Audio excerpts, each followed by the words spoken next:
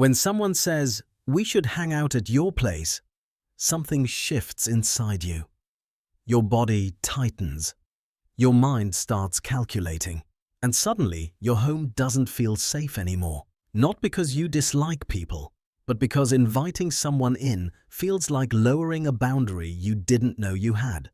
If hosting feels exposing instead of comforting, there's a psychological reason for that. It starts with understanding what your home actually represents on a deeper level. Here's the uncomfortable truth. There is usually a hidden psychological reason behind not wanting people inside your personal space. It's rarely about being antisocial. It's often about protection. Your home is not just a physical location. Psychologically, it represents your extended self. Environmental psychology research shows that we experience our living spaces as part of our identity, almost like a second skin.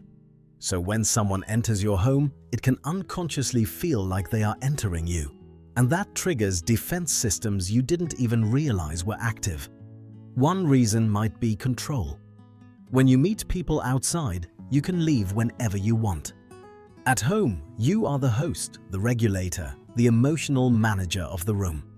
That responsibility can activate what psychologists call hypervigilance, a state where your nervous system stays slightly on edge, scanning for potential judgment or disruption.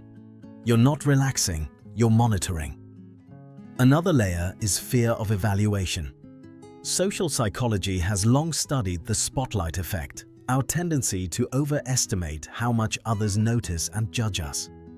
When guests step into your home, every object suddenly feels like a statement. The books on the shelf, the dust in the corner, the smell of the kitchen.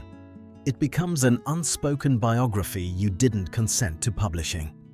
Then there's attachment history.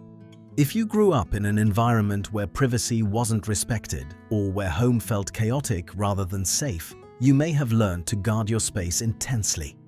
Your nervous system might associate people inside with unpredictability. And unpredictability means danger, even if consciously you know your friends are harmless. Cognitive dissonance can appear here. You tell yourself, "I like my friends," but your body whispers, "This doesn't feel safe." So you cancel plans. Or you always suggest meeting outside.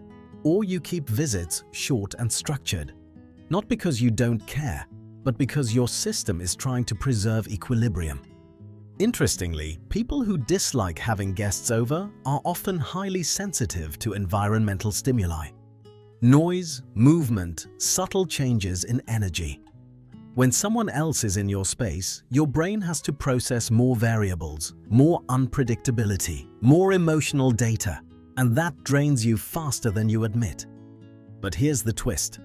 The very instinct that makes you protective of your space might also mean you have a deeply developed sense of boundaries. You know, maybe better than most, that comfort is sacred. And that awareness, even if misunderstood by others, is not a flaw. It's information. It tells you that your inner world matters. And learning how to open your door without betraying that inner world might be less about forcing yourself to be normal and more about understanding why your walls were built in the first place. But here's where it gets interesting. Not liking to have guests over doesn't automatically mean you should isolate yourself. It means there is a story behind your discomfort, and stories can be rewritten. Sometimes the issue isn't the presence of people, it's the loss of psychological control. When someone steps into your space, routines shift. Your sofa isn't just your sofa anymore. Your silence isn't just yours. There's a subtle performance that begins even if no one asked for it.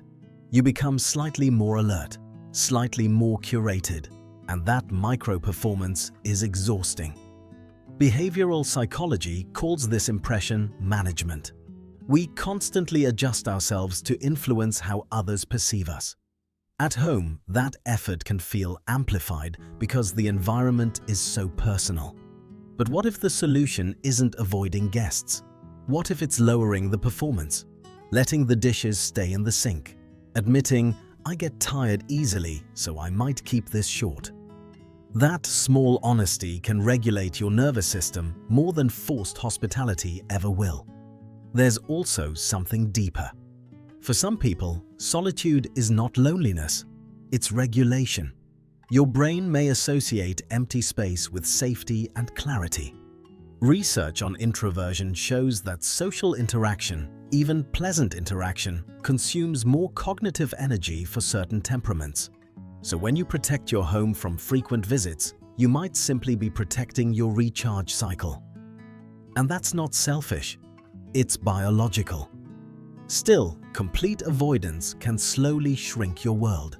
If every invitation is redirected, if every door remains closed, your brain starts reinforcing the idea that intrusion equals threat. Neural pathways strengthen what they repeat. The less you host, the more unfamiliar it feels, and unfamiliarity fuels anxiety.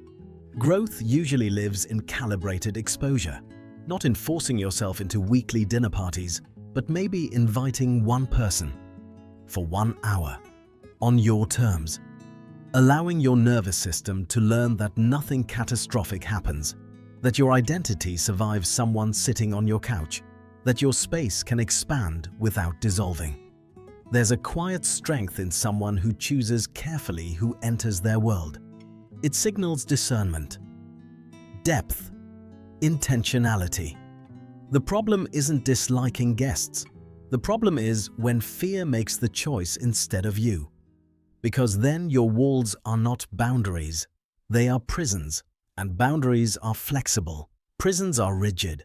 You deserve a home that feels like a sanctuary, but you also deserve relationships that feel alive. Balancing those two is not about becoming someone else. It's about integrating protection with openness. About realizing that you can open the door without abandoning yourself. And maybe the real question isn't, why don't I like having guests over? Maybe it's, what part of me is trying to feel safe?